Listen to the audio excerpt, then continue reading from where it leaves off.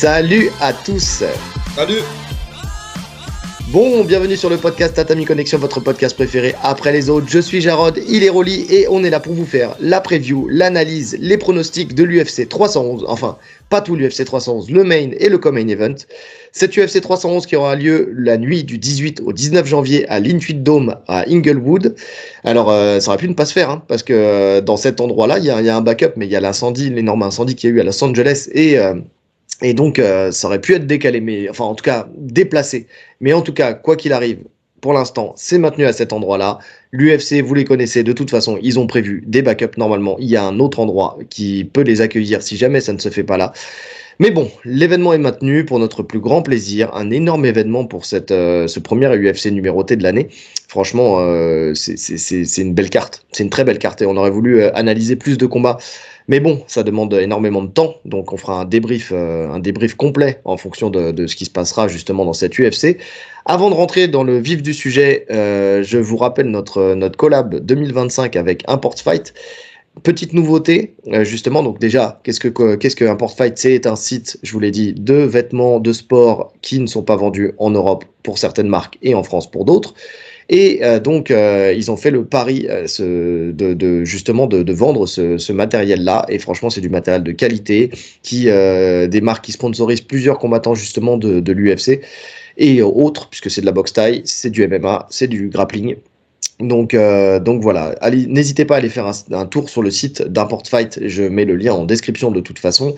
Et on a un code promo qui va aller jusqu'au 4 février, c'est le code promo Tatami15, où vous aurez 15% de réduction justement tout le temps des soldes. Et bientôt, on vous présentera aussi un jeu concours qui est en préparation avec eux, pour gagner une paire de gants professionnels à lacets d'une belle valeur.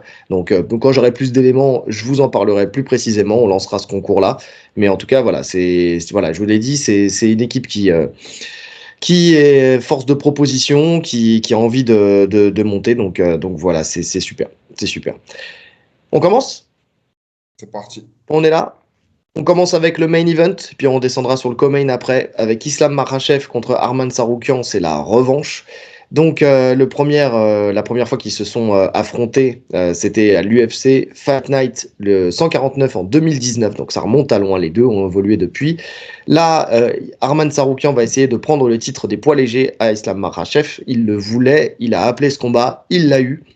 Donc c'est bien parce qu'on voulait nous voir cette revanche depuis longtemps, justement voir si l'évolution de chacun est suffisante pour que le résultat soit le même ou qu'il y ait un renversement de situation.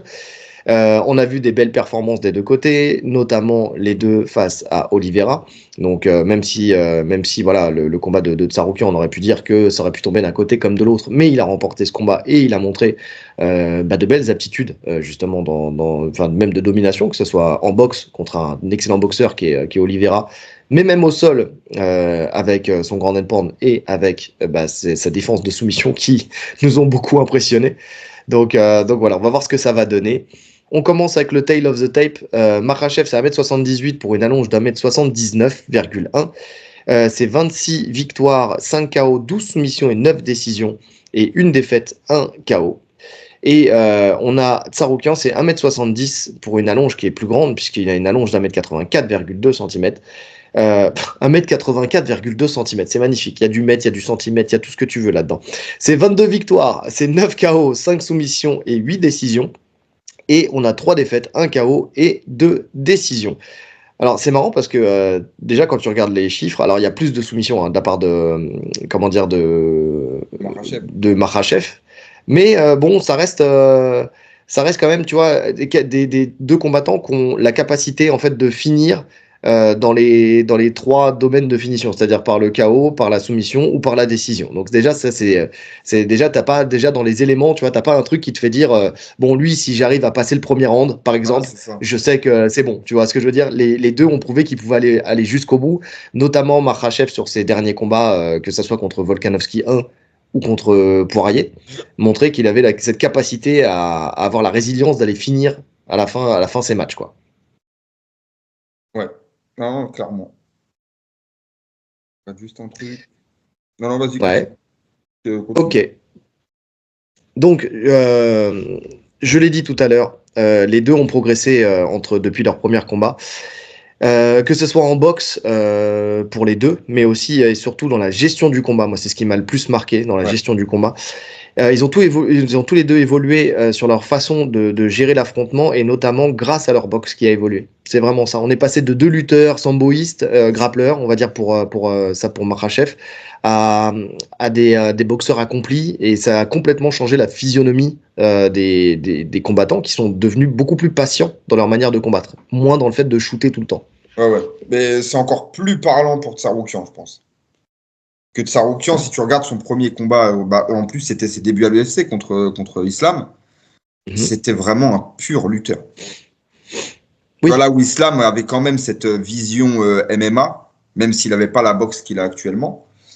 Tsarukyan, c'était un pur lutteur. Et tu sens oui, qu'au ça se voit. fil du temps, ça s'est peaufiné. Il a un striking plus que correct maintenant, hein. Ce qui lui permet en plus d'installer mieux sa lutte. Parce qu'avant, c'est vrai qu'il shootait très très loin, comme tu l'as dit, il shoot vraiment de loin. Et là, j'ai revu, là, juste avant je me suis refait un petit récap avant le podcast du combat justement de leur premier affrontement. C'est vrai que des fois, il shoot. En fait, c'est sprawler, mais c'est presque facile de sprawler. Le mec shoot de vraiment trop trop loin. Et c'est plus le cas. En tout cas, beaucoup Ouais, moins. ouais, c'est vrai, mais malgré ça, quand même, quand tu regardes dans leur premier affrontement, alors c'est plus parlant dans la fin du match où tu sens qu'il a les batteries qui sont cramées parce Ouais, qu'il a fait que harceler Makhachev, tu sais, tout le long du combat. Mais au début, par contre, même s'il shoot de loin, tu sais que quand il te met la main dessus, tu sais, il va c'est chaud. pouvoir quand même enchaîner et aller chercher une position plus favorable au takedown. D'ailleurs, c'est lui qui a marqué le premier takedown d'Islam Makhachev à l'UFC, donc qui l'a amené pour la première fois au sol. Et ça montre quand même une technique qui est très aboutie, peut-être encore meilleure aujourd'hui, mais qui était déjà très aboutie à cette époque-là. Je pense, moi, tu sais, quand je regarde les deux, je pense que techniquement, je parle techniquement, sur de la lutte pure, Il est meilleur, Tsarukyan est meilleur que Islam. bien sûr. Islam, Mais c'est un ça, meilleur judoka. je pense que ça fait pas débat. En lutte libre, il est meilleur. En lutte libre, il est meilleur. Là où Islam, en fait, a eu beaucoup de réussite dans leur premier combat, c'est quand justement Tsarukyan venait rester au contact et qu'il y avait les balayages en fait de Makhachev qui par deux fois l'ont surpris. Une dans le premier round et une, je crois que je sais plus si c'est dans le deuxième ou dans le troisième, mais où il se fait faucher et où il tombe. Mais force est de constater par contre que pour le stabiliser au sol, à Ah, part dans le dernier round, dans la fin du dernier round, c'est très ouais, compliqué. ouais, très compliqué. C'est vrai que déjà, à cette époque-là, il avait déjà un système pour se relever déjà très abouti avec la papillon. Mhm. Et en plus, c'est là où c'est intéressant, c'est qu'Islam, il sait quoi faire. Tu vois, il fait sauter les crochets papillons. Donc, à chaque fois qu'il met son crochet papillon, il tourne ses hanches pour faire sauter le crochet, mais malgré ça, il arrive à se relever. Et quand la technique ne marche pas, il explose. Et il se relève. Tu vois, il y a un moment, tu as Islam qui est quasiment en latéral, il rentre juste le bras sous les selles, et il se relève, mais tu sens que c'est de la pure force, hein. Mais il se relève. C'est vraiment, s'il veut pas rester sur le dos, il reste pas sur le dos. Ouais, je suis d'accord. Je suis d'accord. Quand il veut rester sur le dos, d'ailleurs, on le voit dans le premier combat, c'est quand il attaque le moment où il essaie d'attaquer La la Kimura. Kimura, la Kimura. Ouais.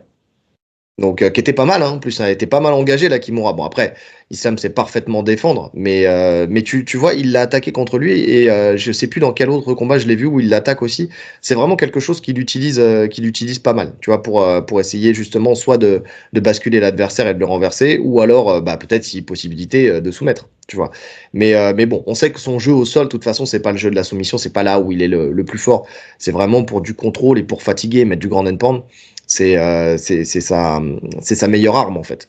D'être dans la garde et de mettre la pression pour mettre du grand and pound, c'est là où il est le meilleur.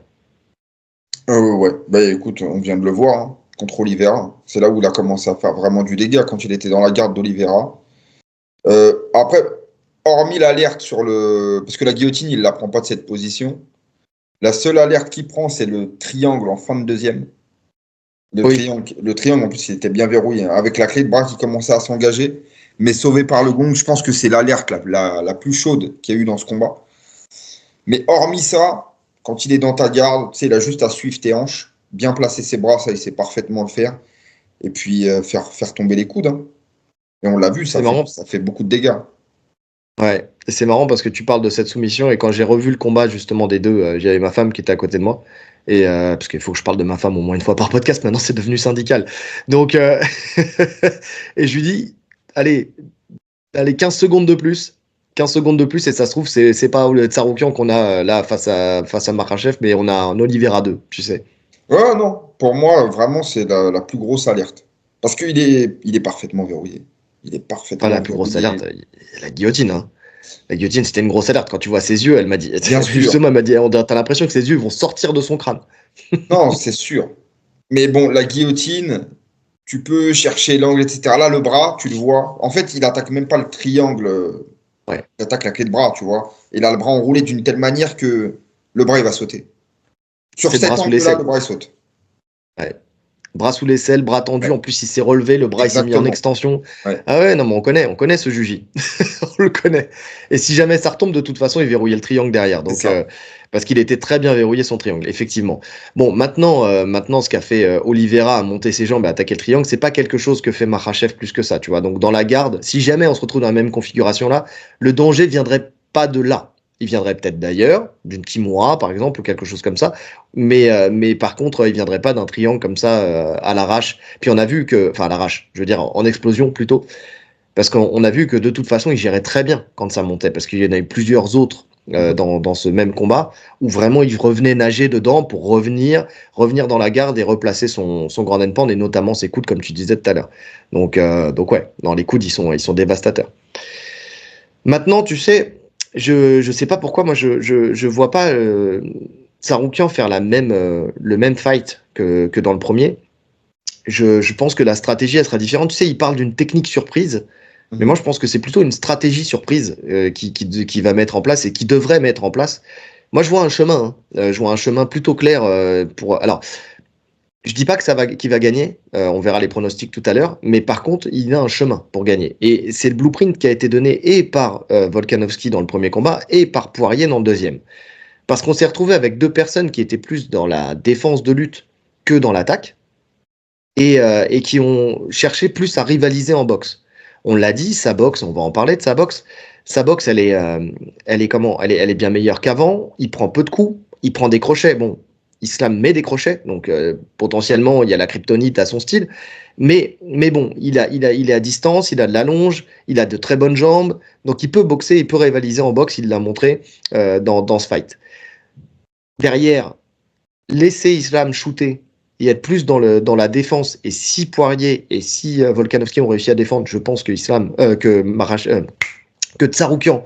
saurait encore mieux défendre la lutte et laisser en fait sur les premiers rounds plus un Islam se cramer justement à essayer d'attaquer même moins souvent parce qu'il attaquerait moins souvent qu'un Tsaroukian dans le premier combat mais se fatiguer et dans un deuxième temps lui chercher peut-être plus à lutter comme ça a été le cas par exemple pour Volkanovski qui Pour avait Vol. réussi à l'amener au sol après dans la fin du match. Mhm. Pour aller chercher la décision, ça peut être une solution. Parce qu'on voit que sur un 5 rounds, même s'il a du cardio, même s'il a de la résilience, Makhachev, il s'épuise un petit peu.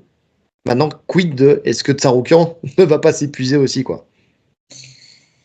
Ouais, c'est vrai que vu le rythme qu'il met, et encore s'il diminue le rythme, le truc c'est que Volka il a amené quand même plus de danger debout.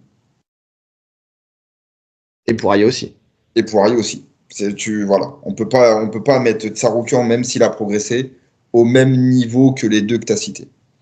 Ça veut dire que cette stratégie, je suis d'accord avec ce que tu dis, hein, le fait d'être en défense sur les attaques d'Islam, c'est une bonne chose. Le problème, c'est qu'Islam, si Tsaroukian ne décide pas de lutter, je le vois pas lutter non plus. Je le vois rester debout. Parce que je pense qu'il a un léger avantage debout. Et on Je peut suis se d'accord. retrouver, on peut se retrouver dans un combat, tu sais, où les deux ne veulent pas lutter un peu à la Colby contre Ousmane, et où ça Ouais. va se régler debout.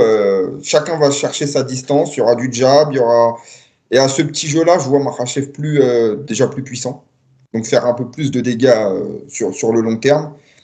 Et même, je le vois plus. Tu sais, sa boxe, elle est plus structurée. Donc, je le vois s'imposer au fil des rounds. Sa boxe, elle est plus structurée, il est plus puissant là-dessus, je suis complètement d'accord avec toi. Maintenant, il y a plus d'allonge du côté de Tsaroukian, tu vois, et puis il reste pas à l'échange. Tu vois, il kick beaucoup.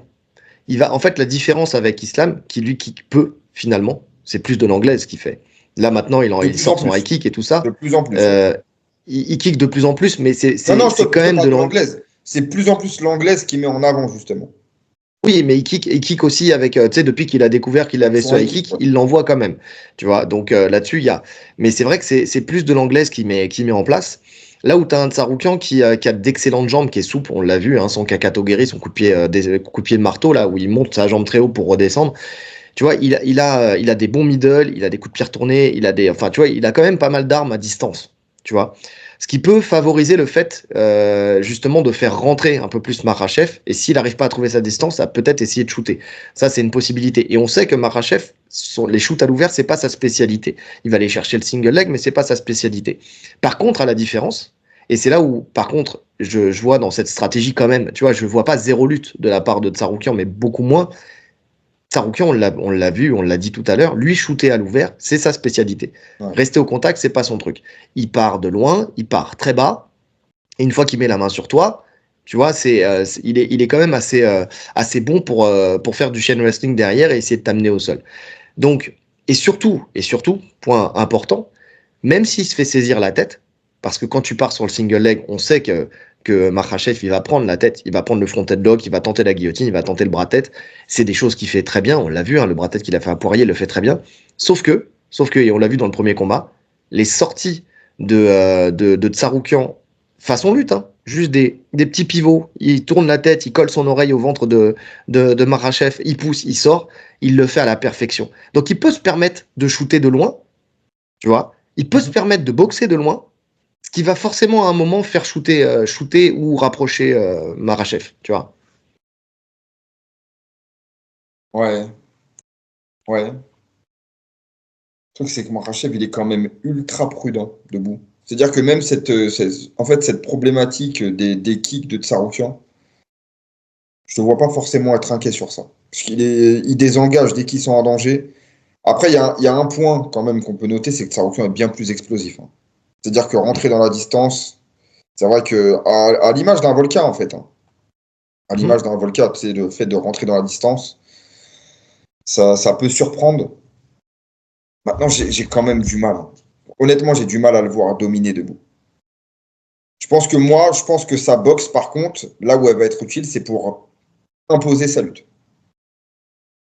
Tu vois, Une boxe au service de la lutte. voilà, sur le premier combat, quand il shoot, Islam, il a que ça à penser. Ça veut dire il est en défense de lutte directement. Là où maintenant, il y aura des échanges de boxe avant et de bonne qualité. Donc, il n'aura pas ce temps de retard sur l'entrée. Justement, il aura ce temps d'avance où Islam va défendre la boxe et lui va shooter. Et là, je pense que le pourcentage de réussite sur les takedowns, il va augmenter. Oui, c'est fort possible. Petit point, je viens de vérifier. Volkanovski, c'est 182 cm d'allonge. C'est 2 cm de moins que. Alors, 2 cm, on va me dire, c'est rien. Mais ce que je veux dire, c'est que c'est un peu similaire à celle de Volkanovski, pour Tsaroukian. Ouais, après, Tu c'est vois. pas utilisé de la même manière. C'est pas Volkan utilisé de a la un même manière, jab, c'est vrai. il maîtrise parfaitement. Ouais, vraiment, c'est un cran au-dessus en striking. Mais là, attends, petit point, Tiger Muay Thai pour Tsaroukian pour sa préparation. Moi, je pense vraiment qu'il a mis l'accent sur la boxe. Tu vois, il y a des éléments comme ça qui me font penser qu'il a mis l'accent encore plus sur la boxe et sur la lutte aussi, hein, parce qu'il va pas se griller sa cartouche principale. Mais je pense qu'il a vraiment travaillé son game plan sur la boxe.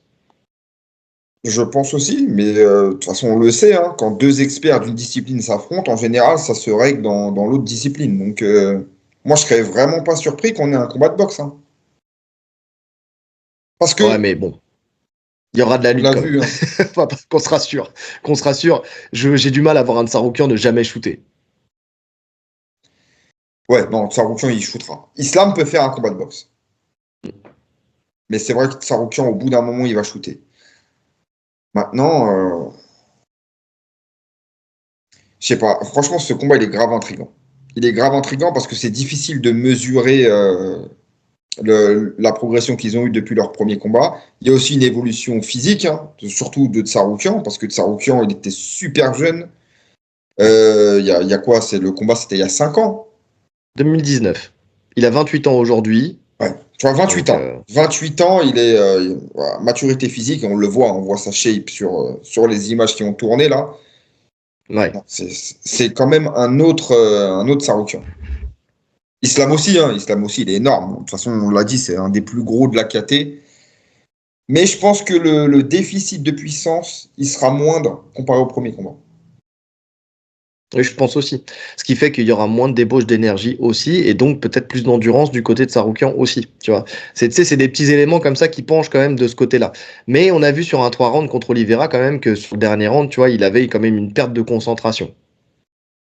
Ouais, ouais. Attends, il a fait combien de 5 rounds Il a jamais fait de 5 rounds Ah si. Bah, le seul Si, il qu'il en a fait, il le fait. perd contre Gamrot. Il n'en a pas fait deux. Non. Non, il en a fait qu'un. Il en Ah, a fait peut-être qu'un. il a fait d'autres combats en 5 rounds, mais ça s'est fini avant. Mais non, il en a fait qu'un. Bon, après, il le perd contre Gamrot quand tu revois le combat. Enfin, tu sais, c'est un combat qui est ultra serré, qui aurait pu tomber d'un côté comme de l'autre. Et encore une fois, c'était un combat où des deux côtés, ça a shooté, shooté, shooté, scramble, scramble, scramble. Tu vois, c'était vraiment aussi deux profils qui favorisaient ça. Donc, c'était, c'était pas les mêmes profils non plus. Tu vois, il l'a fait qu'une seule fois, il a perdu, mais il a été jusqu'au bout avec un rythme de fou quand même, hein. Ouais, oui, c'est vrai. Non, mais moi, je me Donc, fais tu te pas dis qu'il tient les particulièrement de 50. soucis. Je me fais pas de soucis sur. En fait, le problème de Tsaroukian, comme tu le disais, c'est pas forcément ce qu'il a en cardio pour tenir 5 rounds, c'est comment il va gérer son effort. C'est juste ça. Comment il gère son effort. Parce que le cardio est là. Si il choisit les temps pour, mais comme tout combattant en fait, hein, comme Makhachev le fait dans ses combats. Hein. Makhachev, il marque des temps de pause, tu le sens, ça se sent clairement dans plein de combats. Tu sais, il laisse passer des minutes pour récupérer. Il l'a fait contre Poirier, il le fait contre Volka quand il prend le dos. En fait, il cherche même pas à finaliser, hein, il veut juste récupérer sur le quatrième round. Et c'est normal, tous les combattants le font. Là où un Tsaroukian, lui, il était à mettre du rythme tout le temps, tout le temps, tout le temps. Et je pense qu'il a la maturité maintenant pour comprendre ça. Sur 5 rounds, tu peux pas y aller pleine balle. Il y a que Merab qui peut faire ça. On en parlera après, mais c'est pas humain. C'est pas humain. Alors c'est marrant que tu parles du dos parce que moi j'ai noté que c'est la seule situation au sol où les deux pourraient être en position de contrôle suffisamment longue pour tenter quelque chose ou alors pour récupérer, enfin tu vois, c'est justement le dos. Parce que dans les autres cas, tu vois, moi je vois un Makhachev qui est meilleur au sol d'un point de vue panel technique, tu vois. Mais j'ai pas l'impression que ça jouera énormément contre Tsaroukian qui a des bons scrambles, qui a montré qu'il savait défendre, qui a montré qu'il savait se relever. Enfin, tu vois, il y a pas vraiment de souci là-dessus. Pour le garder au sol, c'est compliqué. Les seuls moments où je les vois l'un comme l'autre, tu vas pouvoir conserver un adversaire, parce que même Tsaroukian, c'est pas quelqu'un qui conserve énormément au sol, sauf Non. bien sûr si on est dans la configuration, dans la garde, collé à la cage, avec du grand endpoint. Mais dans les deux cas, ouais, c'est ça. Ça Et serait le si on seul, tu l'accepte, vois, en le seul fait. moment. Si on l'accepte, parce que Oliveira, quand il se retrouve dans cette position, on sait très bien qu'Oliveira, quand il est sur le dos et qu'il a un adversaire dans la garde, c'est presque lui qui accepte de rester dans cette position. Il n'y a pas vraiment de volonté de se relever. Non, il n'y a que la fatigue qui ferait qu'il reste sur le dos. Hein. Comme on a vu avec Makhachev contre Volka dans le dernier round. C'est parce qu'il est cramé. C'est pour ça qu'il reste dans cette position. Sinon, il aurait explosé bien avant. Donc peut-être, ouais, pour stabiliser ces mecs-là, il faut attendre les derniers rounds. C'est sûr que sur les premiers rounds, c'est quasi impossible, hormis le dos, comme tu l'as dit. Oui, c'est ça. Donc après, c'est la question, c'est la boxe. Qui aura la meilleure boxe? Tu l'as dit tout à l'heure. Les deux, c'est une boxe en pression. Parce que c'est ça aussi qui est intéressant, c'est que les deux avancent. Tu sais que ça soit Tsaroukian, que ça soit Makhachev. T'as un Makhachev qui lui met beaucoup de feintes vers l'avant et tu sais d'avant en arrière et qui lance souvent son bras arrière en premier, suivi du bras gauche en fait, du bras gauche parce que Déjà, c'est gaucher contre droitier. euh, c'est gaucher contre droitier. Ouais. Donc ouais, il envoie. Non mais attends, je dis une oui, attends. Est-ce que j'ai mal pris mes notes? Bon, c'est pas grave. Donc suivi du bras arrière, suivi du bras avant, qui touche beaucoup parce qu'il crée un léger décalage qui permet de toucher la cible. Tu vois, que ce soit en crochet ou que ce soit en direct. Niveau jambes, il envoie exclusivement sa jambe arrière avec, je disais, son excellent Ouais. high kick qu'il a vraiment peaufiné pour Volkanovski. Enfin, en tout cas, je sais pas si c'était pour Volkanovski, mais en tout cas pour à ce moment-là, dans cette temporalité-là, dans sa carrière. Il a aussi de très bons genoux au clinch pour Makhachev. C'est ce qu'il fait très bien. De toute façon, là où il est très fort, on l'a dit tout à l'heure, que ça soit en lutte et donc avec ses genoux, c'est au clinch. Il a un très bon clinch, c'est un judoka, donc il a d'excellents grips. Tsarukyan, lui, c'est une boxe qui est plus en ligne directe avec, justement, moi je trouve qu'il a un bon jab. Il a un bon job. Donc, Et tu sens qu'il ouais, le travaille beaucoup en plus, parce que sur chaque c'est ça. combat, il progresse son job. Donc c'est pour ça que tu parlais de Volkanovski tout à l'heure, mais lui aussi il a un bon jab. Son enchaînement favori c'est jab cross, donc bras avant, bras arrière, suivi de sa jambe avant ou crochet du bras avant. Donc en fait tu sais il est vraiment sur des armes croisées. Quand il subit la pression, il a tendance à tendre le bras pour envoyer sa jambe arrière ou alors son bras arrière. Donc lui pour le coup, même si c'est un boxeur en pression, il sait boxer en reculant. En tout cas, il a trouvé deux armes possibles quand il est mis sous pression. Donc ça aussi, c'est intéressant, tu sais, dans ce combat-là. Parce que là où Makhachev, c'est plus un décalage avec un crochet. Tu sais, il va couper l'angle, Ouais, il va envoyer son crochet quand on va lui mettre la pression. Donc voilà. Enfin pour ses jambes justement, lui aussi il a des très bons genoux.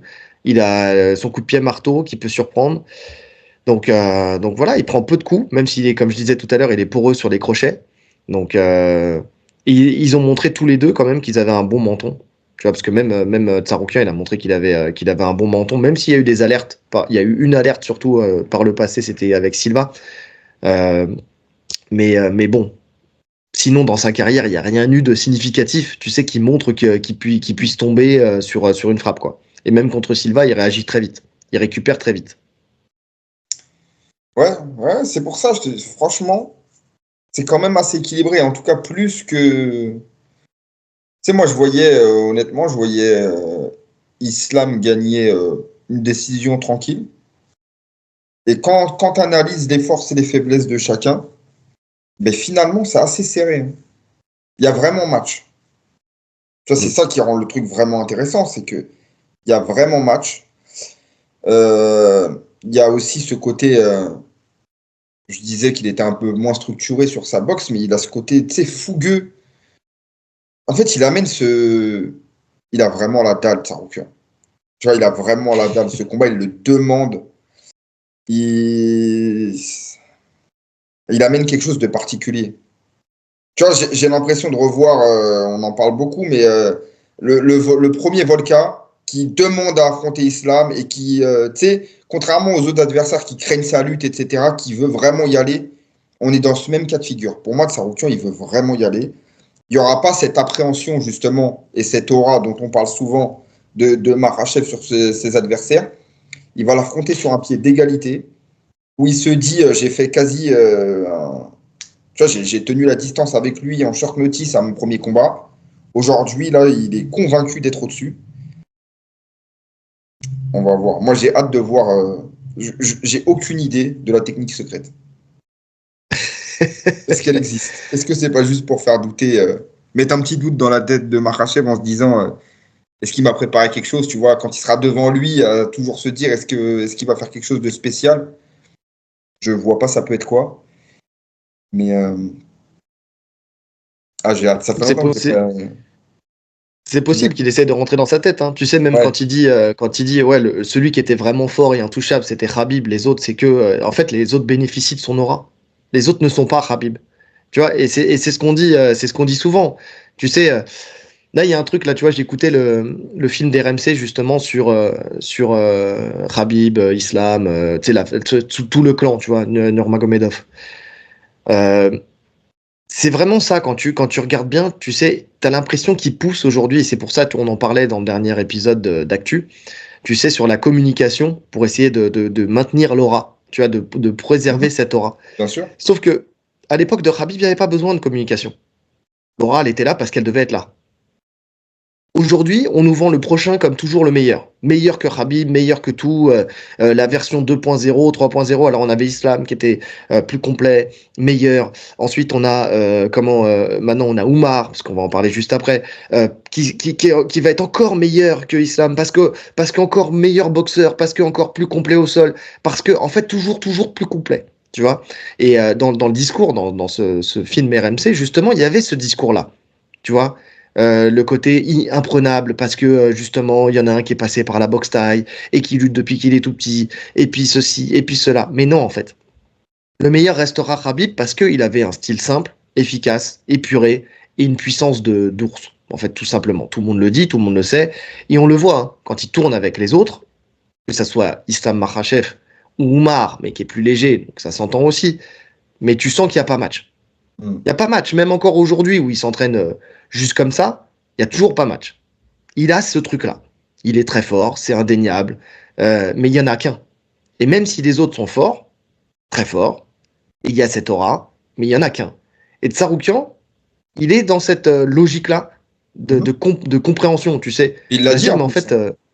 ouais, Il a fait une déclaration dans ce sens-là où il disait que Khabib, c'était un monstre, quasi imbattable, mais pas Makhachev. Pour lui, dans sa tête, c'est ça. Il n'a pas, justement, comme je te disais, cette aura ne fonctionne pas sur lui. mais parce qu'on a vu Volk 1 et on a vu Poirier, et on a vu qu'il pouvait saigner, on a vu qu'il pouvait risquer de perdre, on a vu qu'il a eu du doute dans Volkanovski 1, tu sais, à la Ouais, décision. surtout dans ce combat. On a vu du doute sur son visage. Donc, quand tu vois tout ça, ça le rend plus humain, en fait, tout simplement. Là où il y en a un qui n'a jamais saigné. Alors, qui n'a jamais perdu un round, si, puisqu'il en a perdu des rounds, notamment contre Conor. Il y a un round qui perd indéniablement. Mais en tout cas, c'est vrai qu'il y avait plus cette sensation d'invincibilité du côté Khabib, contrairement aux autres. Les autres, ça reste des humains, qui certes sont forts, qui sont très bien préparés, mais qui bénéficient aussi de l'extension de l'aura. Tu sais, j'ai l'impression d'être dans Naruto, tu sais, dans la grande guerre ninja. Je sais pas, toi, t'as pas suivi.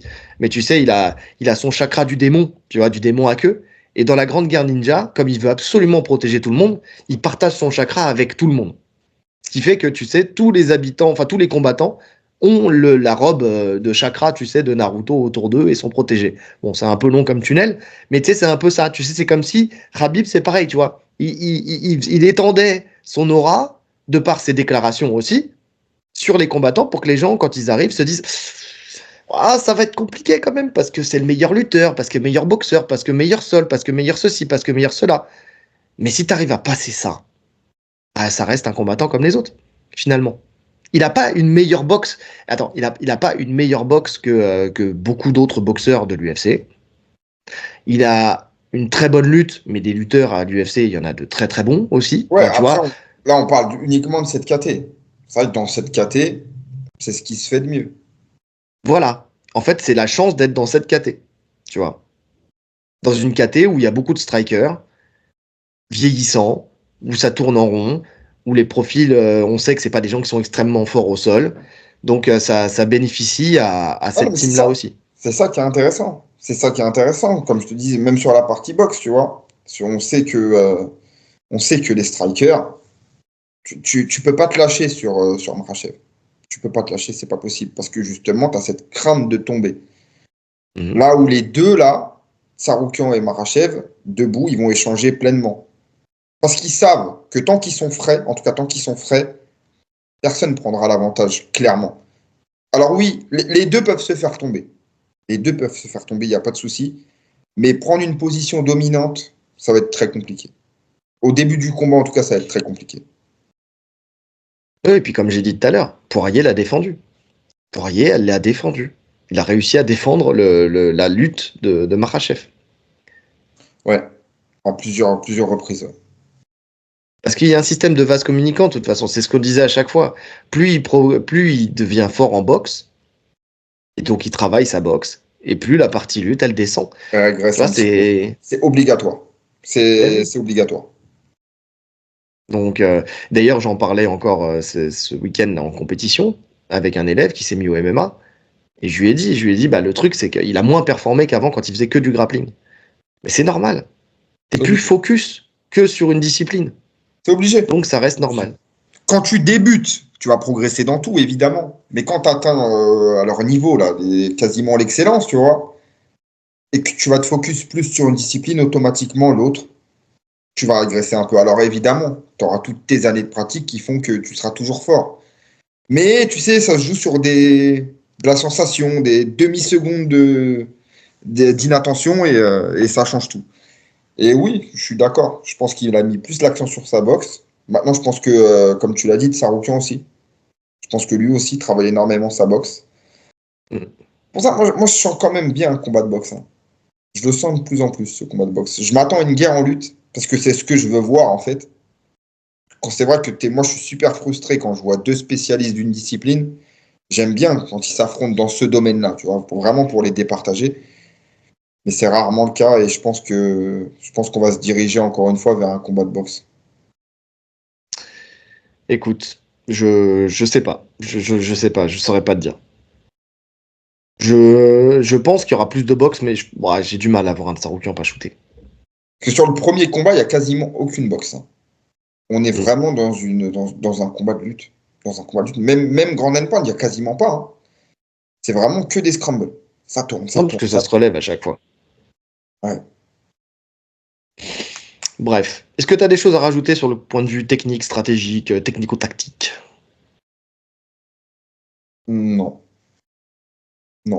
Donc on peut passer aux à côté. Les à côté, bah, déjà, on l'a dit un petit peu dans le podcast, mais les deux se sont entraînés les deux comme des acharnés pour ce combat-là. Ça, s'il y a bien une réalité, c'est ça. Donc on sait que les deux seront le plus près possible, en tout cas dans la forme du moment, parce qu'il n'y a pas eu bon, il y a jamais de rumeur de blessure avant, sauf pour le combat d'après. Mais mais bon, je pense qu'ils seront au meilleur d'eux-mêmes. On a vu des vidéos d'entraînement du côté de Saroukian, il n'y a pas de problème. Il est au Bon, point. Il s'est entraîné comme un ouf. C'est le combat de sa vie. Donc, de toute façon, il l'a dit, hein, peu importe qui veut la ceinture. En fait, qui est en face, qui la détient, il la veut. Donc voilà. Le deuxième élément que je vois, moi, c'est Tsaroukian, mais ça, c'est plutôt un fun fact qu'un vrai élément. C'est qu'il a pris dans son camp à un moment Adriano Martins, qui est le seul à avoir mis KO Makhachev. Donc ça, c'est plus le fun fact, tu sais, du camp. C'est genre, ma technique secrète, c'est d'avoir pris le seul mec qui t'a mis KO. Tu sais, je vois, c'est ce petit truc drôle, histoire d'essayer de rentrer un peu dans la ouais. tête de son adversaire, mais tu sais que ça fonctionne pas, c'est pas ce genre de truc. C'est plutôt drôle, quoi. Non, il est presque devenu anecdotique, le chaos qu'il a pris Makhachev. Tout le Oui. monde sait que c'était un autre combattant, que c'est plus du tout le même combattant actuellement. Non, moi, le truc que je note sur ces 4 derniers combats, euh, Makhachev, là, le combat, il se déroule pas à Abu Dhabi. Donc, on sait que physiquement, il y a moins de temps de recharge. En général, il est moins physique quand ça se passe ailleurs. Quand ça se C'est passe vrai. ailleurs. Et là, tu le vois sur là, je pense, ces 4 derniers combats. Il prend Oliveira à Abu Dhabi, il lui roule dessus. Il prend Volka en Australie, c'est chaud. Il prend Volka à Abu Dhabi, il met KO. Il prend Poirier aux États-Unis, il y a match. Tu vois, Il y donc a match. c'est quand même un point important. Abu Dhabi, on l'a déjà dit, ils sont à domicile. Et tu le sais que quand tu combats à domicile, ah, t'es beaucoup plus à l'aise. Déjà, il y a ce fameux temps de recharge qui est un peu plus long, donc qui te permet de mieux te réhydrater et d'être. On le voit, son physique, il est énervé quand il est là-bas. Et puis, il y a le fait d'être soutenu par tout le monde, en fait. Ouais. Là, ça va être neutre, hein. Terrain neutre. Puis, dernier point, il y a la pression. La pression, elle est clairement du côté de Makhachev. Parce qu'il sait qu'il est à la fin de sa carrière. Il sait que là, il est en train d'encore plus pousser pour avoir sa deuxième ceinture. Pour avoir cette deuxième ceinture, il faut qu'il conserve la première. Donc ça lui demande énormément de ressources mentales, tu sais, en plus de ça. Bah déjà, là, il est sur le. Je crois qu'il va égaler le record de Khabib de défense. S'il gagne. Ça fera 4 défenses. Mm. Euh, je crois en plus que c'est le record chez les lightweight, hein, 4 défenses. Il y a jamais quelqu'un qui a gardé la ceinture longtemps chez les lightweight. Donc, égaler Il y le a un autre record, record aussi, de celui d'Anderson Silva sur le nombre de victoires d'affilée, je crois, quelque chose comme ça. exactement, ouais, il y a ça. Et j'allais dire un autre truc que j'ai oublié. Oui, tu parlais de pression. Je pense que la pression, c'est toute l'équipe qui l'a. Et je pense que c'est une pression qu'ils se mettent eux-mêmes et qui, pour l'instant, ça fonctionne, hein, le fait de se mettre la pression, c'est limite, ils n'ont pas le droit de perdre. Quand ils montent dans la cage, ils le savent. Et c'est pour ça qu'ils enchaînent les victoires. Ils se mettent dos au mur, finalement, à chaque combat, eux-mêmes. Et c'est inenvisageable pour Makhachev de perdre, c'est sûr. Donc la pression, oui, la pression, il l'a. Il a la pression du monde du MMA, déjà parce que la plupart des gens, en tout cas beaucoup de fans, le voient comme le numéro un, et puis il a la pression de son équipe. Ouais, je suis d'accord. Et en plus, petit point aussi important, c'est la première fois que Khabib va coacher 2 personnes d'affilée, tu sais, qui sera pas à 100% pour une personne. Ouais, après, est-ce que ça va changer quelque chose? Bon, je sais pas si ça change quelque chose, ça. Bah, tu sais, dans la préparation, dans tout ça, ils combattent le même jour. Tu vois, il y a plein de, il y a beaucoup de pression. Je pense qu'ils veulent faire le doublé, donc je pense que ça rajoute de la pression aussi. Tu sais, là, il l'a dit hein, pendant le camp. Khabib a été très, très, très, très dur à l'entraînement. Plus même. Ça aussi, c'est le fait qu'il en parle comme ça, parce qu'il en avait déjà parlé contre Oliveira, il en parle encore aujourd'hui. Tu sais, quand il y a une grosse échéance, c'est là où tu vois le. Tu sais, c'est marrant parce que je t'ai dit, j'ai regardé juste avant le combat, parce que j'avais vu cette décla et j'ai creusé un petit peu plus. Et les 2 fois où il fait une décla comme ça, c'est une fois contre Oliveira, en sachant que c'était pour gagner la ceinture, et une fois contre Tsaroukian, et là c'est pour conserver la ceinture. Mais conserver la ceinture contre un adversaire donc qui sait dangereux s'il le met dans le rouge à ce point-là. Par contre, à chaque fois, il dit comme quoi il le vit très mal. Comme quoi il est fatigué, comme quoi c'est dur, comme quoi limite il est au bord du burn-out, quoi, que c'est trop, que c'est même trop au point de demander à Javier Mendes de dire ah, vas-y calme-le, quoi. Tu vois. Alors il le dit sûrement en rigolant, mais derrière toute rigolade, il y a toujours un fond de vérité. Tu vois. Et quand tu as cassé ton combattant, parce que ça peut avoir un double effet. Soit il y a des combattants, ça les galvanise, et donc ils se disent, ouais, je suis prêt comme jamais, et puis voilà. Puis t'en as d'autres, tu les uses mentalement. Tu les mets dans le rouge, tu les mets un peu dans le burn-out, tu les mets un peu dans le trop, tu sais, le surentraînement. Parce que en fait, c'est pas bon pour tout le monde d'être dans le surentraînement. Il y en a pour qui ça fonctionne bien, il y en a pour qui ça fonctionne pas. Donc ça aussi, ça peut être un élément. Tu vois, si tu arrives et que déjà t'es beaucoup trop entamé. Tu sais, le système des cuillères. J'en ai déjà parlé de ce système-là. Des cuillères que tu donnes pour quelque chose. Tu vois, dans une journée, tu as un nombre de cuillères. En fonction de ce qui se passe dans ta journée, tu vas donner de plus ou moins de cuillères à ton environnement, tu vois. Ce qui fait qu'en fin de journée, bah, en fonction de s'il t'en reste beaucoup, bah, t'es plutôt bien. Mais si t'en as plus du tout, bah, t'es pas bien du tout. Tu vois ce que je veux dire? T'es vraiment dans le rouge du Mm. rouge. Tu vois? Donc tu peux être irritable, tu peux être. Enfin, tu vois, ça joue sur ton mental. Mais là, sur un camp, si t'as donné toutes les cuillères depuis longtemps et que t'en as plus et que t'es en déficit de cuillères, bah à la fin, tu mangeras pas le pot de glace. Voilà. Quel poète, quel philosophe. Ah, écoute, entre philosophie et psychologie, tu sais.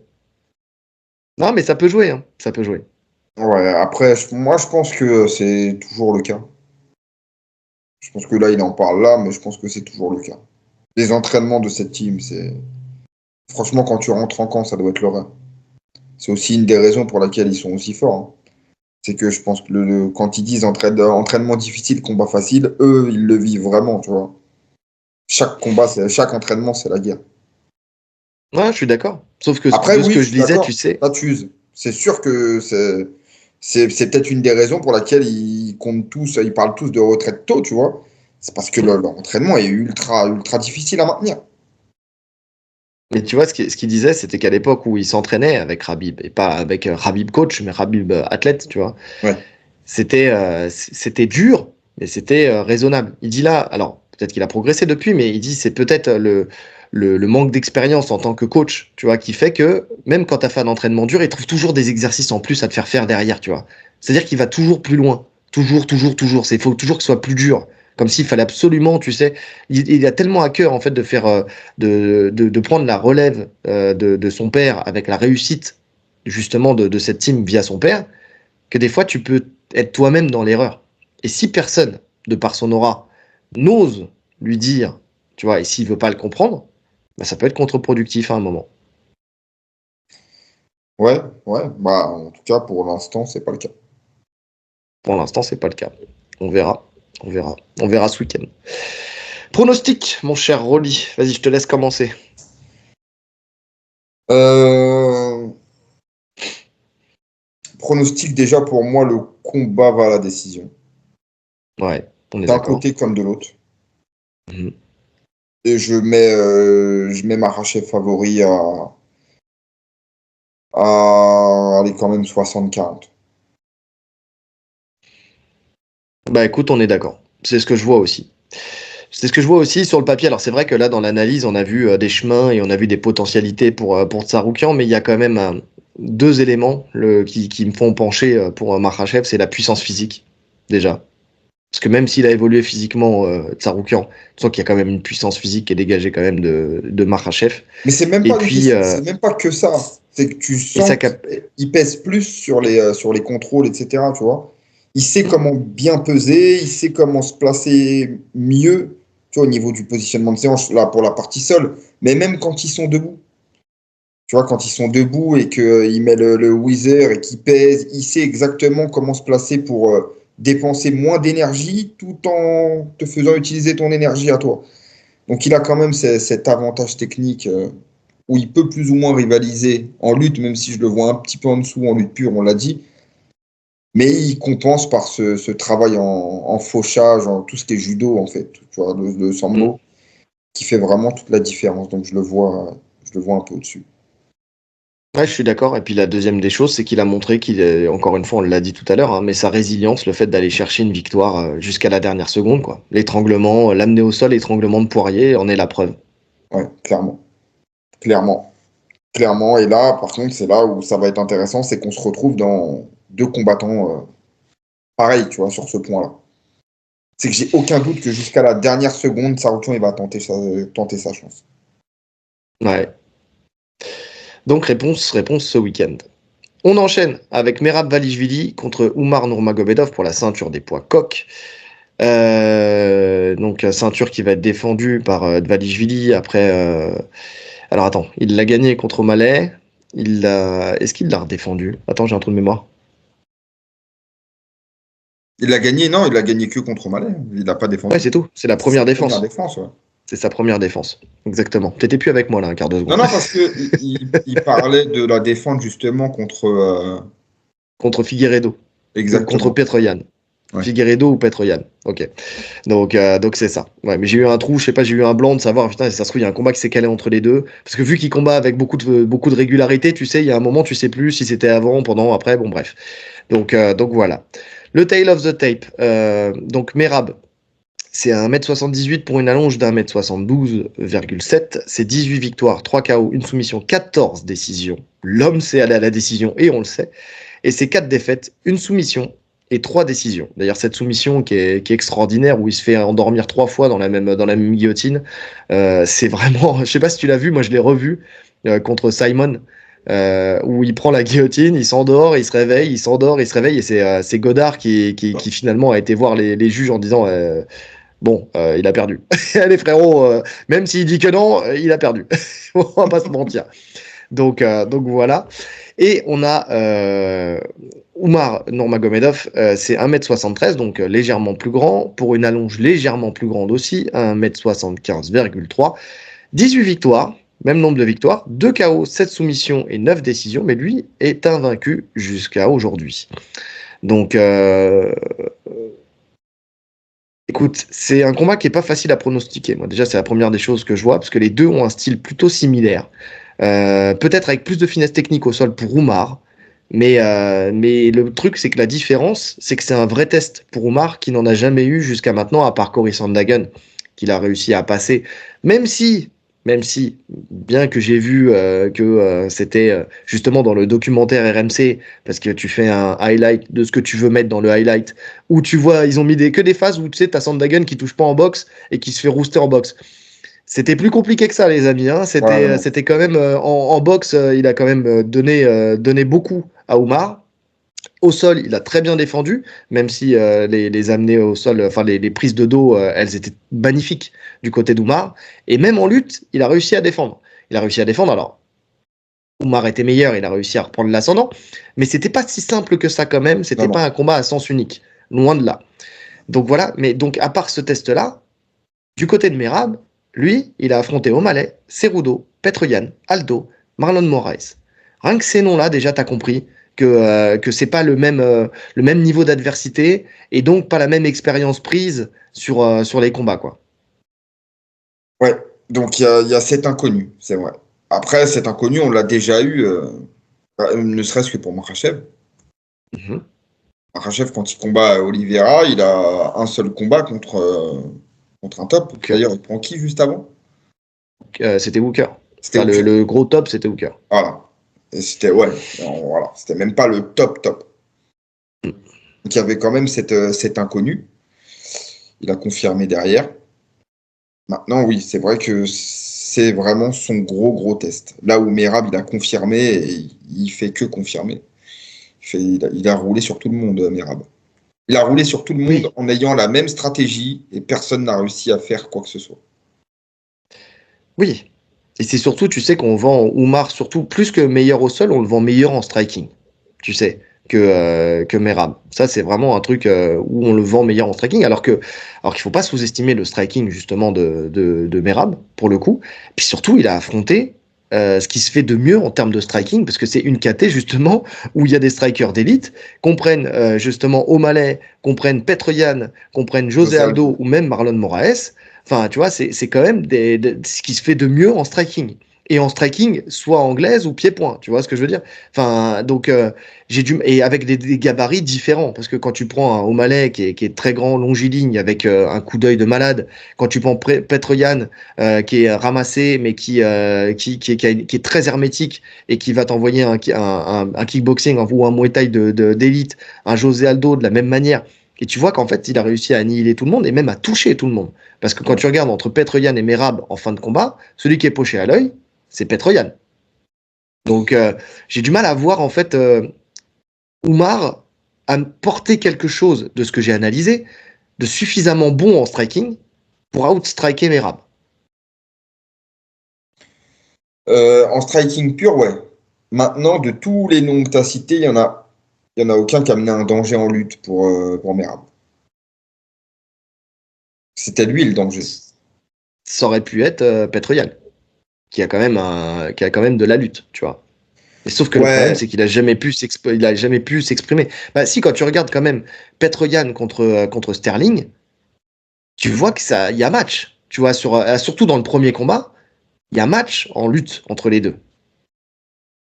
Et ouais, pourtant, ouais. Sterling, c'est pas le pire des lutteurs. Ouais, ouais, non, il y a match en lutte. Après, il y a match en lutte parce qu'il le rouste complètement debout. Tu vois, il voit plus de jour. C'est Non, justement ce que je te dis. En fait, c'est ce que je te dis. C'est-à-dire que le niveau en boxe de Merab, en tout cas dans sa boxe qui est simple, hein, mais suffisamment bonne pour que tu puisses pas le rouster justement debout, suffisamment pour que la lutte, en fait, rentre moins en ligne de compte. Tu vois. ouais, je suis d'accord. Après, la lutte de Merab, elle est encore différente parce qu'en termes d'efficacité, c'est pas vraiment. Si tu regardes le pourcentage, c'est pas ouf en fait. Il shoot énormément, mais il essaye pas forcément de t'amener au sol. C'est ça la différence. Leur différence de lutte, on peut. Tu vois, parce que les deux shootent énormément sur le single leg, mais là Oui. où un Oui. Oumar shoot sur le single pour te faire tomber, Merab, il shoot sur le single pour shooter sur le single. S'il sent la moindre résistance, il va le lâcher, reboxer, re-shooter, relâcher, reboxer, ainsi de suite, tu vois. Par contre, quand il veut t'amener, il t'amène. Tu sens quand il veut vraiment t'emmener. Le seul qu'il n'a pas réussi à amener, c'est José Aldo. Ah ouais. Ouais, mais bon, une des meilleures défenses de Et takedown de encore, tout il y avait l'UFC. une différence, c'est que avant le combat contre José Aldo, enfin, c'est après le combat contre José Aldo où il a rajouté ça, c'est qu'il était sur une lutte pure où il shootait, single, double, etc. Il n'y avait pas encore ce travail de crochetage. Si tu regardes bien Oui. maintenant, quasiment toutes ses amenées, il ramasse le single et vient crocheter la jambe d'appui. Et ça marche Exactement. tellement Le bien. petit. Là, Exactement. j'ai revu le combat contre Cerudo, il le fait tomber tellement facilement avec ça. Mais c'est ça. C'est que tu te rends compte que même Cerudo, avec toutes ses défenses, et avec sa qualité de lutteur, il n'a pas réussi à le stopper. Il a quand même porté Cerudo sur son épaule pour lui faire traverser la cage et le jeter un peu plus loin. Tu vois, c'est quand même un truc de fou. En fait, moi, je vois deux choses différentes. C'est vrai, tu as raison. Les deux attaquent sur le single leg. Sauf qu'il y en a un, en la personne d'Oumar, qui va prendre le single leg, commencer à te faire chuter, tu sais, en run the pipe, pour ensuite, en fait, te pivoter d'un côté pour repartir de l'autre côté et aller chercher le dos. Mhm. Là où tu as le deuxième, effectivement, qui va casser un peu la distance pour venir faucher. Tu vois, qui prend le single, fout un petit balayage et puis il fauche. Donc là-dessus, il n'y a pas de problème. Par contre, il y a beaucoup plus de variété technique, quand même, de la part de Merab que de la part d'Oumar. C'est-à-dire que il peut prendre le single leg, mais il peut enchaîner sur 4-5 techniques d'affilée. Du single leg, il va les ceinturer dans le dos, il va reprendre la jambe, il va venir, il va prendre le double. Tu vois, il a quand même une continuité technique qui est un peu meilleure, tu vois, que celle d'Oumar. Tu vois, vraiment pour le coup, Oumar, lui, il y a son chemin. Alors, il y a de la continuité technique, mais c'est souvent le même chemin. Single leg, il bascule, il va chercher le dos, il va peut-être reprendre la jambe, mais ça va être entre le dos et la jambe, tu vois. Ouais, mais parce que ça fonctionne. Pour le coup, je pense pas que ce soit un manque de technique, hein. Je pense qu'il sait tout faire en lutte. Je pense que c'est un très très bon lutteur techniquement. Mais ce qu'il fait, ça fonctionne. Il a son chemin, il a son chemin de victoire. Pourquoi faire autre chose? Parce que personne aussi, jusqu'à maintenant, lui a apporté quelque chose qui permettait de le défendre aussi, Ouais, tu vois. aussi. Aussi. C'est là où ça va être intéressant. Parce qu'en plus, il shoot son single tête extérieure. Quasiment tout le temps. Et y a Cerudo qui a fait ça sur Merab. Et Merab, on l'avait dit dans l'analyse contre Cerudo, il a un front headlock, mais tu bouges plus. Oui. Et il le Oui. compte comme ça, hein. Tête extérieure, tac, il prend la tête, il retire sa jambe, il sprawl. Tu sens déjà une puissance de malade parce que Cerudo, à mon avis, doit avoir un grip de fou. Et il fait sauter sa jambe très facilement. Et du front headlock, je crois qu'il reste au moins 2 minutes. On sait que les lutteurs, c'est vraiment des positions dans lesquelles tu ne peux pas contrôler un lutteur comme ça facilement. C'est des positions auxquelles ils sont trop habitués, ils sortent. Ils ont ces mouvements Prennent de le buste, bras, il exactement. bascule. Et Bien sûr. pourtant, quand il a cette position, tu ne bouges plus. Donc, je ne sais pas si c'est la meilleure option d'attaquer le single, le single avec la tête extérieure. C'est ce que j'ai noté aussi. Ouais, je ne sais pas si c'est la meilleure solution pour lui, d'autant plus que son partenaire d'entraînement le fait tout le temps. Tu vois, c'est vraiment le style Sterling en fait. Merab, Oumar, c'est le style Sterling. Voilà. Single leg, prise de dos. Enfin, Ah lutte ouais, qui amène à la prise de dos. c'est le même Et c'est ce style. que je disais, c'est Julien qui m'a cité justement sur le podcast de Winamax. C'est justement c'est ce que je dis à chaque fois. Quand tu as Sterling dans ton coin, c'est-à-dire qui s'entraîne avec toi, c'est deux amis en plus, ils s'entraînent tout le temps ensemble, qui d'une part est beaucoup plus puissant que Kumar parce que c'est une caté, enfin tu vois, il est monté d'une caté au-dessus, il est beaucoup plus massif et qui Bien. cherche constamment à te Comme pour le lutter pour aller même, dans ton dos et il qui a a un meilleur sol. tous les chemins, hein, Il et a il un a un meilleur meilleur sol. sol, Sterling. C'est ça. Et que à tous les combats, justement, il essaye de te prendre le dos. Je crois que tu as vu tous les cas de figure, parce qu'il a tous les chemins pour prendre le dos. Tu as vu tous les cas de figure. Donc déjà, rien que là, déjà, tu es rodé, archi-rodé à la défense du jeu d'Oumar, déjà, pour commencer. Juste si on prend ce point-là. Ouais, ça pour moi, c'est vraiment sa plus grosse force. Merab dans ce combat, c'est ça. C'est d'avoir finalement une version d'Oumar, en tout cas sur le chemin de la lutte, une version que je trouve encore plus forte. Et même dans la boxe, quand tu regardes la boxe d'Oumar, qui fonctionne donc avec des coups en ligne, avec un front kick. Alors, il boxe dans les deux gardes déjà, comme Sterling. Il envoie des coups directs, comme Sterling. Il envoie des front kicks, comme Sterling. Tu vois ce que je veux dire? En fait, tu regardes dans son jeu, sa boxe, alors, qui est un peu plus académique que celle de Sterling, qui, lui, a vraiment, on l'avait dit depuis longtemps, une boxe MMA, tu sais, très, très féline, tu sais où il va rentrer, il va revenir, il va prendre des angles et tout ça. Là, c'est un peu moins le cas. Mais quand tu regardes, c'est des choses qu'il a vues et revues, et avec une allonge plus grande en plus, enfin, tu vois, et qui subit tous les jours. En plus de ça. Donc voilà. Et puis comme je l'ai dit tout à l'heure, il apportera jamais comment dire la même variété technique qu'un O'Malley par exemple. Donc son kick, je le disais, son front kick, c'est avec sa jambe droite. Il kick énormément avec sa jambe droite, que ce soit en jambe avant ou en jambe arrière, front kick, jambe droite. Il fait du in and out, il esquive les low kicks, ce qui sera intéressant parce que Merab envoie beaucoup de low kicks quand même, plutôt que de les bloquer. Je les trouve prévisibles, ces low kicks. Oui, mais parce qu'il s'en fout en fait, il veut juste en fait envoyer pour masquer ce qui va suivre. Finalement, Merab, il envoie des low kicks, des middle ou des coups de pierre tournés, beaucoup de coups de pierre tournés, tu sais, à distance. Donc que ça soit circulaire ou coupé d'un side, tu vois. Et puis après derrière lui, c'est l'explosion. C'est avec son overhand, tu vois, il va exploser avec l'overhand soit pour boxer, soit pour aller chercher le single leg où il va descendre vraiment d'un niveau où il va vraiment descendre bas d'un niveau. D'ailleurs, il le fait avec un timing parfait à chaque fois. Et il touche en plus avec l'overhand. C'est ça qui est fort, c'est qu'il arrive quand même à toucher avec l'overhand. Mais et ce qui est marrant, c'est que quand il attaque avec son jab, il va exploser tout de suite. Donc quand c'est des armes avant, il va exploser tout de suite. Quand c'est l'arme arrière, il va mettre une feinte d'abord. Pour limite te préparer à défendre. Et puis boum, il va venir après. Juste après. Une feinte et il part. Tu sais. Ce qui fait que il hack ton système de défense. Parce que ton premier réflexe, tu le vois bouger d'un coup. Hop, tu vas défendre. Et puis finalement, il repart sur le deuxième et puis il descend. Tu vois, si tu as un O'Malley qui n'a pas réussi à esquiver ça, tu te dis, mais en fait, qui peut esquiver en fait cet overhand qui après va te permettre de casser la distance. Ouais. Après, tu parlais de timing. Sur les timings d'entrée, Oumar, c'est quelque chose. Oui, aussi. Ah, franchement, justement, quand ça échange et qu'il a ce timing pour rentrer sous les coups, justement, c'est magnifique. C'est magnifique. Et en termes de défense d'amener au sol, on est sur du 100% pour l'instant sur Oumar. Même si, on l'a dit, ça vaut ce que ça vaut parce qu'il n'a pas affronté. Contre qui voilà, ça vaut ce que ça vaut. On sait que Merab, il peut chuter. Le contrôler, c'est compliqué, mais il peut se faire contrôler, hein, puisque Cerudo l'a contrôlé dans le premier round. Mm-hmm. Oui, mais il l'a contrôlé parce qu'il a cherché qu'à le contrôler. C'est-à-dire que derrière, il n'y avait pas d'évolution technique. Ah, mais de toute façon, sur ce genre de profil... Il fallait le bloquer, quoi. Mais même sur le combat d'avant, finalement, tu vois, si on reparle du combat d'avant, c'est les mêmes profils. Tu sais, les lutteurs ultra explosifs, si tu veux les contrôler, il faut faire que du contrôle. Voilà. Dès que tu vas désengager le haut du corps pour frapper, c'est fini. Eux, tu as besoin de tes jambes, de ton haut du corps et de vraiment tout contrôler pour pas que ça bouge. Mais oui, alors tu t'en fais rien, tu t'égrènes les minutes, mais en même temps, si on est sur quelque chose de serré, le fait d'avoir ce temps de contrôle, ça va te donner la victoire. Oui.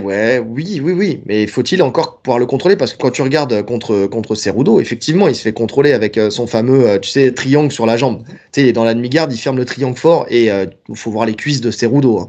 À mon avis, pour sortir de là, c'est compliqué. Mais quand tu regardes bien, il sait exactement comment se positionner, pousser la tête, saisir du poignet, déjà pour t'empêcher d'évoluer, déjà pour commencer. Et de là, après, il commence à sortir. Hop, il se retourne, il prend, il se relève, il ouvre les mains, il retourne à la cage tranquillement, et puis ça repart debout.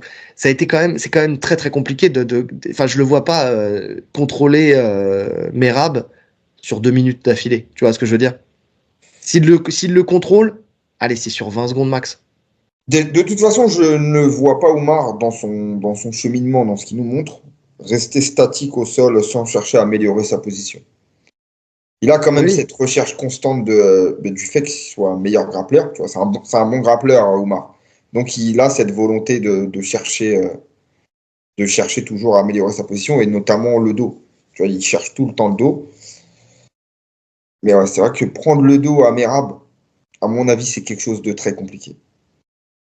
Bah, je pense aussi. Maintenant, ce qui fait très bien Oumar, c'est le contrôle de la ligne de hanche. Ça, tu sais, ce que je montre au club, c'est exactement ce qu'il fait. Contrôle avec ses bras, niveau de la ligne de hanche, il rentre sa jambe derrière la cuisse de son adversaire, et de là, après, une fois que son adversaire il essaye de sortir, en fait, il profite du fait qu'il essaie de faire une sortie de hanche ou de se relever pour après derrière venir et naviguer, enfin graviter plutôt et migrer au niveau du dos. Donc c'est vraiment ce cheminement-là. Il va pas chercher la ligne d'épaule tout de suite, parce qu'une erreur qui est régulièrement faite, c'est de vouloir être trop rapidement haut sur ton adversaire quand tu l'emmènes au sol ou quand tu veux le contrôler au sol. Ce qui fait que tout ce chemin qu'il y a entre la ligne de hanche et la ligne d'épaule, si tu le fais trop vite, tu laisses une brèche à ton adversaire pour sortir. Contre un Merab, tu peux être sûr qu'il va s'échapper. Mais le fait qu'il vienne quand même contrôler au niveau de la ligne de hanche d'abord, laisser l'adversaire se débattre un petit peu, pour ensuite poser ses mains et essayer de s'installer, c'est le seul truc qui me fait dire que peut-être qu'il aura une chance de trouver une ouverture pour aller contrôler Merab peut-être un petit peu plus. Tu vois. Mais bon, ça reste quand même quelque chose de compliqué. Et on sait que le dos, de toute façon, c'est sa position, puisqu'on le voit. Je suis remonté un peu son Sherdog, là, tu vois, j'ai remonté un peu le fil. Il a beaucoup de soumissions et c'est presque exclusivement des étranglements arrière. Donc déjà, tu sais que sorti de l'étranglement arrière, alors tu pourras me dire comme tout à l'heure, oui, mais c'est parce que on lui a donné ça, donc il le prend. Non, c'est parce que c'est une soumission qu'il maîtrise. À l'inverse, Makhachev, on sait que l'étranglement arrière, c'est pas son truc. Tu vois, à chaque fois que je le vois dans le dos, etc. Voilà, exactement, Kimura, tu vois. Mais l'étranglement arrière, c'est pas son truc. À chaque fois qu'il est dedans, tu sens qu'il sait pas vraiment Ah, comment il place ses bras, De comment il toute façon, ils n'ont s'installe, pas tout du ça, tout le c'est pas même son jeu. truc. Ils n'ont pas du tout le même jeu. Rien à, Oui, rien à voir. Il est plus en lutte libre, Oumar. oui, contrairement à Makhachev qui est vraiment samboïste, judo, quoi. Ouais. Donc oui, non, on est d'accord. Mais bon, en tout cas, voilà, cet étranglement arrière, je dis pas, hein, peut-être qu'il peut le prendre, hein, mais j'ai quand même du mal à le voir s'installer. Maintenant, mais à coup pas, si jamais dans la nuit de samedi à dimanche, il le prend, il l'étrangle, bon, bah De toute c'est qu'il façon, maîtrise à la perfection sa technique. un Mais mec bon, qui en a toujours autant, qui a toujours autant de finalisations comme ça, là, ça veut dire qu'il la maîtrise quand même suffisamment pour que ce soit pas une surprise s'il la place à n'importe qui. Maintenant, on va reparler du combat de Sandhagen. Sandhagen, il se fait pas prendre le dos, hein, quasiment pas, hein. Il défend plus bah oui. efficacement. Et il défend avec des techniques de lutte. C'est même pas avec du grappling. Ouais, C'est ouais, des non, positionnements de lutte en il rentre plus. dans le scramble, justement. Alors, tu sens C'est que, ça. euh, alors, des fois, il le remporte suffisamment, en tout cas, pour se relever, et des fois, il se met un peu dans la merde, mais en tout cas, il arrive toujours à trouver une porte de sortie. Donc, c'est ça qui me fait pencher du côté de Merab, en notant en plus que je pense que Merab, c'est le plus puissant de la KT. Le mec, tu Oui. sens que c'est une brute. Et c'est Ouais. ça qui est fort, en plus. C'est qu'en plus d'avoir un cardio inépuisable, c'est vraiment une force de ouf en lutte. Même sur ses contrôles à la cage, hein. Parce que ça, on n'en a pas parlé, mais il peut. Si, tu vois, si il n'arrive pas à imposer sa lutte, il peut simplement te plaquer à la cage. Comme il l'a fait Mhm. contre Aldo. Oui. Tu vois, je fais 5 rounds, on va te coller à la cage et puis on reste là. Tu bouges pas, frérot. Parce que finalement, Non, je lui, suis d'accord. on sait qu'il n'y aura pas de finish, quasiment. Là, c'est un mec, vraiment, il a acté dans sa tête, ça va aller à la décision. Il n'y a pas de souci avec ça. Quand tu regardes un combat de Merab, tu sais que tu regardes 25 minutes. C'est vrai. C'est vrai. Et surtout que lui, en plus de ça, parce qu'on parlait du sol, mais lui, tu vois, il va pas chercher forcément à te conserver au sol. Pas parce qu'il le peut pas, mais parce qu'il s'en fout, en fait. De la même manière. Ce qui l'intéresse, c'est de te poncer, c'est de t'user. Et Donc, en fait, tu te relèves, c'est pas grave, en fait, parce c'est qu'il même mieux. il va te rattaquer 10 000 C'est même fois. mieux. C'est beaucoup plus Mais fatigant oui. de se lever, redescendre, ainsi de suite, que de rester au sol. Donc, ça fait partie de sa stratégie. En fait, il faut vraiment prendre en compte son cardio et l'incorporer à son game plan. Son cardio, voilà, c'est la partie centrale de ce qu'il fait. Il mise tout sur ça et il aurait tort de s'en priver parce que c'est vrai que ce qu'il fait, c'est. Franchement, j'ai quasiment jamais vu ça. Ben, c'est ça. C'est Et la quasiment question, jamais c'est, vu. Après, ça va aussi avec le fait que. Mais en fait, il est pas à fond. oui. Tu le sens. Et on l'a dit sur ses tentatives, par exemple sur ses tentatives d'amener au sol, il est pas à fond. Là où certains combattants rentrent dans tes jambes vraiment et donnent leur vie pour t'amener, lui il rentre. Si le timing est bon, il sent qu'il peut t'amener, il va forcer un petit peu. Sinon, il lâche, il repart boxer, et ainsi de suite. Ce qui fait qu'il peut répéter son effort tout le temps, en fait. Ouais, je suis d'accord. Et la question, c'est de savoir si le cardio d'Oumar va tenir sur le long terme. Tu vois, sur les 5 rounds. Si jamais il part comme ça dans À ce l'agression, agression, rythme-là. agression, agression, Voilà, ce à ce rythme-là. Parce que rythme-là. contre Sandhagen, où il y avait du rythme, tu sentais quand même que il y avait des moments où il fallait qu'il récupère un petit peu quand même. Tu vois, tu Bien sais, sûr. Bien sûr. il était pas, enfin, tu vois, c'est pas un cardio illimité. Il a un très bon cardio, ça c'est une réalité, mais c'est pas un cardio illimité. Et de là, tu sais, j'ai entendu dire, ouais, il va le mettre KO et tout ça. Oumar, je dis pas, hein, ça peut arriver, hein, parce que, alors l'argument c'est, voilà, il montre un coup de genou qu'a mis Oumar sur les deux KO, tu sais, enfin, tu sais, il a mis deux KO en carrière sur 18 combats, tu vois, c'est pas non plus le truc qui le caractérise le plus, donc il y a ça, et puis parce que Dvalishvili, par deux fois, tu sais, il a été connecté, tu vois, ok, dans une des deux fois, il se fait toucher, certes, mais tout de suite, grand sourire, enfin, tu sais, tu sens que ouais, ça l'a touché, mais bon, c'est pas non plus au point de le déconnecter. Et puis une autre fois, c'était un peu plus chaud. Je sais plus contre qui, mais il tombe, mais tout de suite, il réagit très très vite et il est tout de suite, tu sais, toujours bien dans son combat. Pour l'instant, encore une fois, comme pour Tsaroukian, c'est pas des alertes qui me font dire, ouh là là, le Non, menton est non. friable. On est sur, Attention, quoi. on est sur un mec qui a un menton de fou. Ah oui, Et c'est corrélé avec ce qu'on a dit plusieurs fois, hein. Le menton va avec le mental. Et, euh, et tous ces combattants-là dont on parle ont un mental hors du commun. C'est vraiment des crèves la dalle. Tu vois, tu sens qu'ils montent ils montent dans la cage jusqu'à la dernière seconde, ils vont vraiment tout donner. Donc non, c'est pas des mecs que tu vas éteindre comme ça. Et c'est, comme tu l'as dit, c'est pas un puncher. Oumar, c'est pas un puncher. Ouais, ouais, c'est clair. Donc c'est pour ça, il y a pas de, c'est pas à moi. Alors encore une fois, si ça arrive ce week-end, vous allez nous dire dès dimanche matin, ah, vous aviez dit quoi? Mais les faits sont là, les faits sont là. 2 KO sur 18 victoires, enfin sur 18 combats, c'est pas un puncher, d'accord? Alors oui, ça peut arriver, comme tout, ça reste du MMA, mais bon, c'est pas là où je vois une réussite pour Oumar particulièrement, quoi. Non, moi non plus. Moi non plus. Pour moi, honnêtement, hein, son seul chemin de victoire, c'est d'arriver à appliquer sa stratégie. Et peut-être qu'il a les moyens de le faire. Tant qu'on ne l'a pas vu, on ne sait pas. Mais c'est voilà, d'arriver à lui prendre le dos sur au moins 2 ou 3 fois, tu vois, pour scorer 3 rounds. Et pour moi, je vois une décision comme ça. Si c'est lui qui gagne. Si c'est lui qui gagne. Ouais.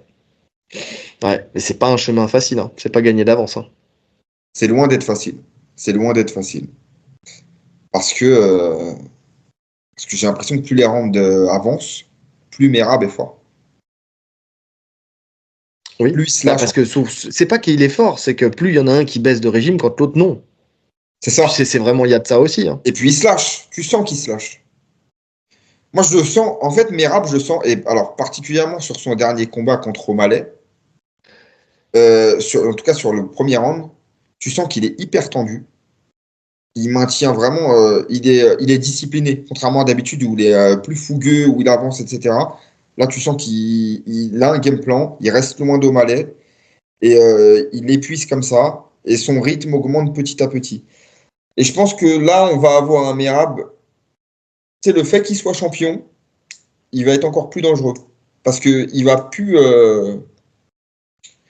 Il va mettre du rythme, mais différemment. Il est plus structuré dans ce qu'il fait. Je sais pas si tu vois ce que je veux dire. Moi, je l'ai senti comme ça contre O'Malley, en tout cas. Et Ouais. le fait de. Tu sais, il y a beaucoup de tension dans ce combat. Il y avait beaucoup de tension contre O'Malley. Et il y a beaucoup de tension dans ce combat. Et ça Peut-être aussi, même je trouve plus. que c'est un Justement, je voulais mec. en parler dans un côté, ouais. Ouais, ouais, il y a énormément de tension, mais sur certains profils, c'est problématique. Et sur d'autres, non. Et je pense que lui, c'est une force. Ah, je sais pas, parce que je suis assez partagé moi là-dessus. Ok, oui, je pense comme toi, mais à la fois là, j'ai l'impression que par rapport à d'habitude, il est encore plus. D'habitude, c'est lui qui rentre dans la tête de ses adversaires. Tu vois, pour O'Malley, clairement, c'est lui qui était rentré dans sa tête en essayant sa veste, tu vois. Enfin, il jouait avec O'Malley. Il faisait des vidéos humoristiques, tu vois, ce genre de choses. Il y a eu du temps dans le combat, avant le Ouais, c'est combat. vrai. Ouais, c'est vrai. Là, j'ai l'impression que c'est l'inverse. Tu vois, un peu avec un Oumar qui reste très calme, très focus, et un autre, un Merab, qui est là, qui dit comme quoi il s'est battu dans le public parce que c'est des agents de la team Habib. Tu vois, enfin, il y a vraiment beaucoup de choses comme ça où il a vraiment à cœur de faire fermer la bouche à Des gens, Oumar parce que et même des pas gens, ouais. Oumar, parce que Oumar, il parle Ouais, pas. C'est pas Oumar le ouais. problème. Là, pour le coup, Oumar, il est hyper discret. Il n'y a pas de trash talk, il n'y a rien. C'est vraiment, tu sens qu'il ne supporte pas la critique du public. Tu vois, quand les gens ont dit qu'il fuyait le combat, que c'était un peu heureux et tout, tu sens que c'est des trucs Hmm. d'impact et qu'il veut vraiment prouver le contraire. Donc c'est pour ça, c'est vraiment l'inverse de d'habitude. Là, tu sens que c'est lui, là maintenant, c'est lui qui est chassé. C'est plus lui qui chasse les autres, tu vois. Donc c'est là où ça va être intéressant de voir si l'impact change en fait sur lui, cette situation. Tu sais, il y en a, ils sont mieux en underdog Et qu'en il est favori, tu vois. underdog. Par contre, voilà ce que j'allais dire. Par contre, en termes de cote, il est mais très largement underdog en Et plus. Et ça, ouais, je comprends pas mais le je crois manque que de respect total, quoi. c'est quasiment jamais vu pour un champion d'être C'est aussi ouf. bas. Alors qu'il y a rien qui le justifie, quoi. À part le nom du mec. Mais c'est un truc. Tu vois, quand on parlait de Laura tout à l'heure, c'est exactement ça. C'est juste le nom du mec, quoi. Il a affronté personne. C'est Et vrai. alors, je dis C'est pas, vrai que hein, très bon, mais il y a rien qui justifie ça, quoi. C'est vrai que ce combat, il n'y a absolument rien qui justifie cet écart de cote. Rien du tout. Tu vois, Rien du c'est tout. vraiment ça, c'est. ce manque de discernement, tu vois, c'est vraiment ça. Et souvent, tu sais, quand on me dit, tu vois, que j'ai un problème avec cette team, mais en fait, c'est pas, moi aussi, tu vois, de la même manière, c'est pas la team qui me pose problème, c'est pas les combattants, je m'en fous, tu vois, au contraire, je suis content, ils gagnent, ils sont forts et tout ça, il y a pas de problème, j'aime bien les voir combattre, tu vois, analyser, c'était très, très sympa à analyser parce que justement, c'est des styles qui me plaisent, mais c'est tout la côté, en fait, qui me pose problème. C'est le fait de déifier des gens, tu vois, c'est vraiment ça, de déifier un nom, de déifier une team, de déifier une aura, tu sais, qui finalement, alors ça fonctionne, hein, mais c'est pour moi, c'est pas justifié. Là, pour le coup, quand tu vois un mec comme Merab, je l'ai dit tout à l'heure, qui a affronté José Aldo, O'Malley, Petr Yan, Marlon Moraes, je sais plus qui d'autre. Enfin, tu vois, j'ai Cerudo. donné des noms. Hein? Cerudo. Cerudo, tu vois, des anciens champions qui s'entraînent avec un ancien champion. Enfin, tu vois, et qui les a battus, mais avec tellement de facilité. Et oh, il y a un Nurmagomedov dans la salle. Bon, bah c'est qu'une merde alors. Tu vois, c'est un peu ça. Tu vois, c'est un truc de ouf. Alors que, je l'ai dit tout à l'heure, mais Khabib, oui, les autres, on verra. On verra.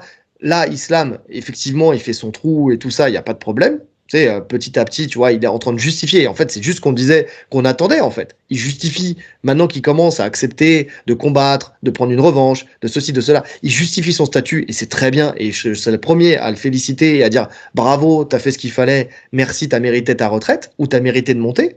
Là-dessus, il n'y a pas de problème. Oumar, lui, il en est au point, justement, quand je parlais d'Islam au début. Tu sais qu'elle avait affronté juste au cœur et que tout le monde disait ouais non mais attends il a roulé sur tout le monde. Non non il a roulé sur personne, d'accord. Il a roulé dans une KT en fait qui est vieillissante et il a roulé sur personne. Mais là c'est pareil, il a combattu contre Cory Sandhagen. Cory Sandhagen il n'a pas été champion et même s'il est très bon, il a jamais été proche d'être champion. Ouais, il a toujours échoué à la marche d'avant. C'est vrai qu'il a toujours Donc échoué à la marche d'avant. Et puis les styles ne sont pas du tout les mêmes. et oui, et oui.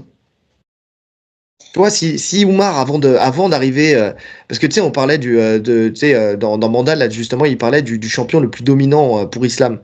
Tu sais, moi, je pars du principe que, tu sais, il y a Big John qui parlait de Pantoja. Mais oui, Pantoja, pour Oui, moi, Toja bien est plus beaucoup dominant. plus méritant d'être numéro un pound for pound que Islam, Bon, bon, parce ça que n'arrivera lui, pour jamais. le coup, Oui, parce parce qu'il a que la battu. catégorie fait que, Ouais, mais il a battu tout le tu monde. vois, Quand on dit de nettoyer sa KT, parce que oui, c'est vrai, j'ai vu ce passage dans le podcast où ils disent qu'il a nettoyé sa KT. Non, non, ah non, pas du tout. bah oui. Alors que Pantoja, lui, il avait nettoyé sa KT avant même d'y rentrer, au point même qu'ils sont obligés d'aller chercher des Japonais pour les mettre tout de suite, les propulser tout de suite au titre, ou alors des Herseg qui débarquent du fin fond du classement pour dire bon, bah, on va essayer de te trouver du 109. Le mec, il avait déjà éteint tout le monde et il continue d'éteindre tout le monde et avec la manière. Donc oui, là, c'est justifié. Oumar, quand il aura éteint Petr Yan, quand il aura éteint O'Malley, quand il aura éteint Merab, quand il aura éteint tout le monde, là, je dirais ok, respect. Mais pour l'instant, ne mettons pas la charrue avant les bœufs, Ouais, non, juste parce qu'il y a un nom, tu vois. honnêtement, il n'y a aucune logique. Sur les codes de Paris, là, il n'y a absolument aucune logique. Euh, Après, ça veut pas dire, là, ce qu'on est en train de dire, ça veut pas dire que ça se trouve, il va lui rouler dessus, hein. Peut-être qu'il va lui C'est rouler dessus. possible, bien sûr. Mais il n'y a rien qui justifie objectivement cette cote. Oui. En fait, là, ça pourrait être le démarrage du fait de justifier le fait que c'est un immense champion. Tu vois, Voilà. avec ce combat-là, s'il venait à rouler sur Demain, il Merab. roule sur Oui. Merab, ok, tu peux le mettre favori contre tous les autres mecs de la KT, puisque potentiellement, il serait au-dessus. Mais Et avant encore, ça, les maths voilà, n'existent pas, les tu vois. skills font les combats. Mais, euh, mais c'est vrai qu'avant ça, ouais. Ce combat aussi, hein. De toute façon, ces deux combats-là, hein. Alors, pour le coup, ce combat, autant je te disais l'autre, je vois potentiellement un combat où ça va rester beaucoup debout. Autant là, ça va lutter. Et ils vont lutter comme Ouais. des porcs. Parce que Merab, il a qu'un chemin. Tu vois, Merab, il va faire du Merab. Il n'y a pas la même crainte pour le cardio. Tu vois, Merab, il sait que son cardio, il va tenir. Ah Là ouais, où il les va autres, ils doivent gérer leur effort. lutter. Et puis en plus, c'est comme ça qu'il épuise les autres. Parce que même si tu es un lutteur, lutter, c'est épuisant. À force, c'est épuisant. On dit toujours, oui, tu sais, un combattant, quand il est dans son domaine de prédilection, il dépense moins d'énergie. Euh, En lutte, tu dépenses de l'énergie, hein. Jusqu'à une certaine limite, en fait. Voilà, jusqu'à une certaine limite. Il va dépenser moins d'énergie qu'un non-lutteur à lutter, bien sûr. Sa barre d'énergie, elle va descendre moins vite. Mais c'est sûrement la partie où tu fatigues le plus vite. Hein. De toute façon, on le voit, tous les anciens lutteurs, plus ils vieillissent dans leur carrière, moins ils utilisent la lutte. Il y a une raison, c'est que c'est très coûteux en énergie. Donc non, il va lutter.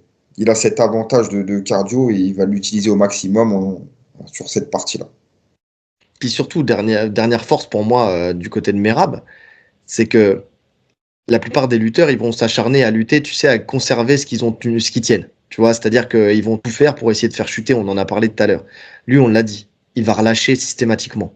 C'est-à-dire que dès que ça va pas aller dans son sens, il va relâcher, il va reprendre de la distance, hop, un low kick, un coup de pied retourné, et hop, un overhand, il va redescendre. Et puis, s'il peut amener, il emmène. S'il peut pas emmener, il relâche. Bon, c'est pas grave, on y retourne, tac, tac, tac, et puis hop, il y retourne, et puis et puis hop, et puis il retourne.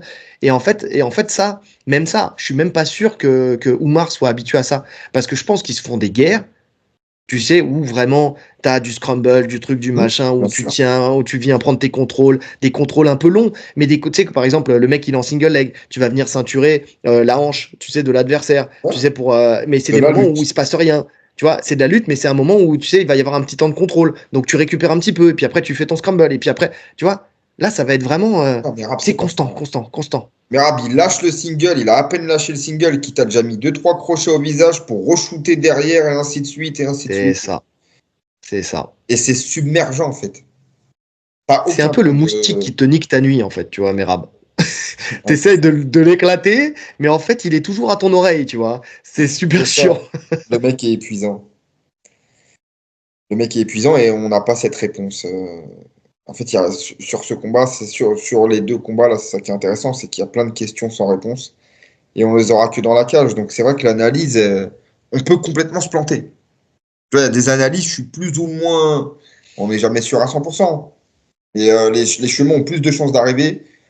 Là, tout ce qu'on dit, il peut se passer complètement l'opposé. Ouais, je suis d'accord.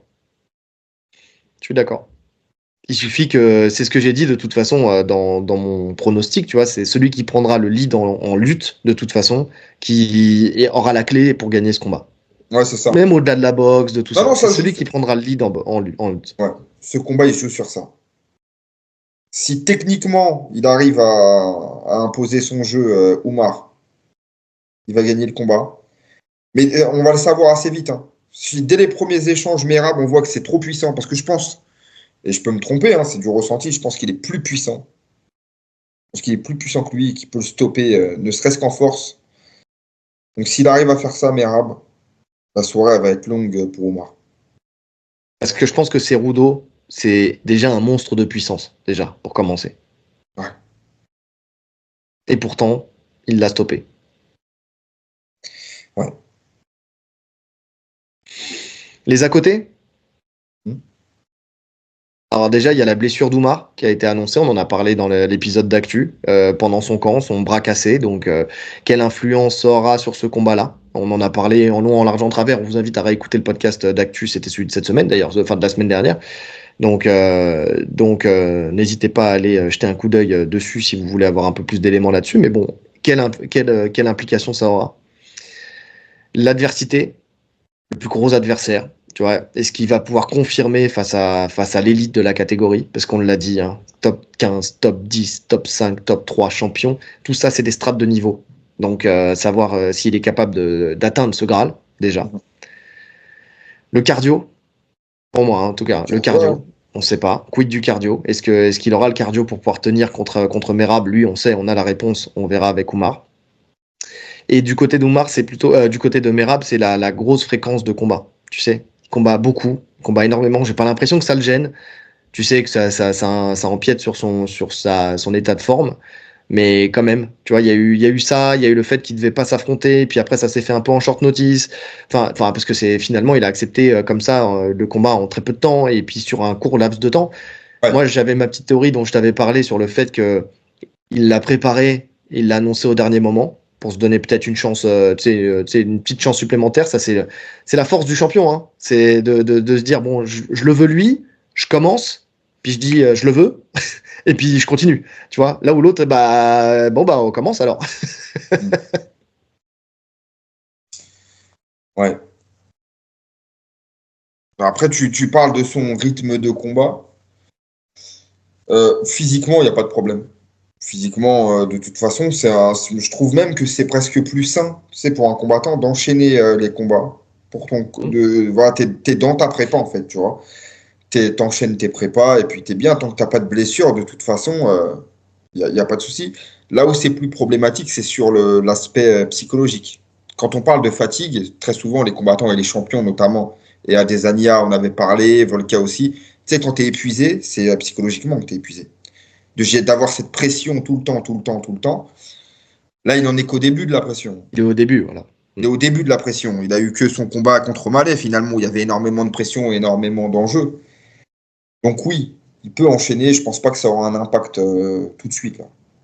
Par contre, à terme, oui. C'est pour ça que les champions combattent moins. C'est parce qu'au-delà de cette fatigue physique, c'est pas ça qui rentre en jeu. C'est vraiment cette pression. Tu as besoin de repos, tu sais, de nerveux, en fait. Ton système nerveux, tu as besoin de souffler. Donc je pense le médiatique, parce qu'il y a beaucoup plus de média day, il y a beaucoup plus de sollicitations. Ouais, c'est sûr. Mais non, je pense pas que ça aura un impact, là, le fait d'enchaîner. Au contraire. Pour le coup, je pense qu'au contraire, il va être au max, là. Ouais. Non, mais j'ai pas de doute non plus. Mais bon, ça, c'est un à côté quand même. Ça mérite d'être dit. Moi, c'est plutôt la pression, comme on parlait tout à l'heure, sur le fait l'inversion des rôles, tu vois. L'inversion de la pression. Le chasseur devient chassé. Ouais. Ouais, mais c'est pareil. Tu vois, ces 4 mecs, hein, je le redis, hein, les 4, c'est des morts de faim. Franchement, c'est trop. Mentalement, c'est trop. Tu sens que c'est des mecs qui vont jamais rien lâcher. C'est pour ça part dans toutes les directions, hein, ces combats-là, ces 2 combats-là, tout peut se passer. Ah, c'est pour ça qu'on kiffe autant. Hein. C'est pour ça qu'on a hâte de voir cette UFC, hein, pour le coup. Ouais. Donc, pronostic, écoute, moi je vois. À moins que tu aies d'autres à côté. Non. Non. Donc, pronostic, je vois une décision de Merab. Donc, alors après, comme je l'ai dit tout à l'heure, hein, tout dépend de qui prend le lead en lutte, tu vois, pour le coup. Mais c'est vrai que pour l'instant, moi, tous les indicateurs, tous les voyants me donnent une décision de Merab, tu vois. Mais vraiment, j'ai même pas de pourcentage là. Alors après, peut-être que je vais me planter, mais pour le coup, pour ce combat-là, enfin, j'ai du mal à voir Oumar. Après, peut-être que je me plante complètement et qu'il va trouver la clé, hein. Mais pour l'instant, il n'y a rien de ce que j'ai vu qui me dit qu'il l'a pas déjà vu, enfin, tu vois, ou vécu, et qui pourrait faire vraiment le game changer, quoi. Alors oui, alors il peut prendre une guillotine à la volée, tu vois, bon, pourquoi pas, ok. Mais bon, voilà, ça serait, en fait, je pense que s'il perd, ça sera sur un fait de match. Ça sera pas sur une domination, tu vois. Ouais. Ouais, on est assez d'accord. Je mets Merab aussi par décision. Je pense que le combat, il va être plutôt serré jusqu'au 3e. Avec peut-être même Oumar qui prend des temps forts et qui gagne les 2 premiers rounds. Mais je pense qu'à partir du 3e, il va y avoir une inversion et que le rythme de Merab il va être trop élevé. Si on va se retrouver dans la situation où tu as un Oumar qui commence à fatiguer et un Merab qui continue de pousser, je le vois bien prendre le 3, 4, 5 c'est facilement. Ouais. Ouais. Pas facilement, mais en tout cas largement. Oui. Écoute, on va voir, on va vite être fixé de toute façon. Donc c'est bien, on est plutôt d'accord, hein, comme souvent d'ailleurs sur les pronostics. N'hésitez pas à nous donner les vôtres aussi en commentaire, hein, c'est intéressant. Donc voilà. Alors des commentaires, enfin tu sais des pronostics avec un peu d'explication, tu vois, pas des trucs bêtes et méchants de c'est lui donc c'est ça. Enfin, ne faites pas le jeu des cotes justement. Essayez de nous expliquer pourquoi vous voyez telle ou telle personne gagner. Tu vois, c'est plus intéressant comme ça. Ben ouais, même pour le débat, peut-être que vos explications vont nous faire penser à des choses auxquelles on n'a pas pensé dans nos analyses. Exactement. En tout cas, je le disais, c'est un bel UFC. On a en autre combat qu'on n'a pas pu analyser là, mais qu'on débriefera. Il y a Jiri Prochazka contre Jamal Hill. On a Benel Dariush contre Renato Moicano. Ça, c'est un combat qui m'intéresse beaucoup parce que déjà pour savoir où en est Benel Dariush, moi qui parlait de retraite. Hein, donc voilà, mais en termes de niveau technique au sol, je vois Benel Dariush meilleur que Renato Moicano. Donc ça va être très intéressant de voir ça. Kevin Holland contre Rainer de Rieder. Deuxième combat à l'UFC pour l'ancien du One. On va voir ce que ça va donner. Tout dépend du Hollande qu'on aura aussi ce soir-là. Quel combat d'autre qui est intéressant pour moi? Peyton Talbot contre Raoni Barcelos. Donc Peyton Talbot, hein, j'ai hâte on l'a dit, hein, de toute façon, moi c'était mon prospect de l'année, donc je vais regarder ça. Surtout Jelton Almeida contre Sergei Spivak. C'est intéressant comme combat parce que tout simplement pour moi, on en a parlé, hein, c'est en fonction du résultat. Alors déjà j'en ai marre de le voir en carte préliminaire, Jelton Almeida, tu vois, il ne le respecte pas du tout, mais je pense qu'ils s'en foutent. Ouais. Mais en tout cas, s'il fait une masterclass encore une fois et qui soumet un Spivak ou qu'il le termine par TKO, tu sais, dès le premier round, comme il a l'habitude de le faire, ça le propulse quand même dans les discussions pour de futurs combats. Ah ben logiquement, il devrait lui rouler dessus. Hein. Normalement, il devrait lui rouler dessus. Ouais, je suis d'accord. Parce que même si Spivak, il a un bon judo, on a vu le niveau de lutte d'Almeida et son niveau au sol. Normalement, ça devrait pas faire un pli normalement. Bon, maintenant, ça reste du MMA, mais bon, c'est comme ça qu'on le voit en tout cas. Peut-être qu'on voit trop beau Almeida, mais bon, force est de constater que pour l'instant, il nous a pas fait mentir, sauf contre comment il s'appelle déjà, Blades, ouais, contre Blades. Mais bon, quand on voit le premier round qu'il a fait contre Blades, quand même, tout le monde ne peut pas faire ça à Blades. Déjà. Donc voilà, je pense qu'on a fait le tour. Qu'est-ce que t'en penses? Ouais, hâte de faire le débrief. Ouais, hâte déjà de voir l'événement déjà. Ouais. Si on fait le débrief, c'est qu'on a vu l'événement. Avant toute chose. Ah ouais, non, ça sent encore la courte nuit. Tu sais, moi, j'ai déjà prévenu tout le monde.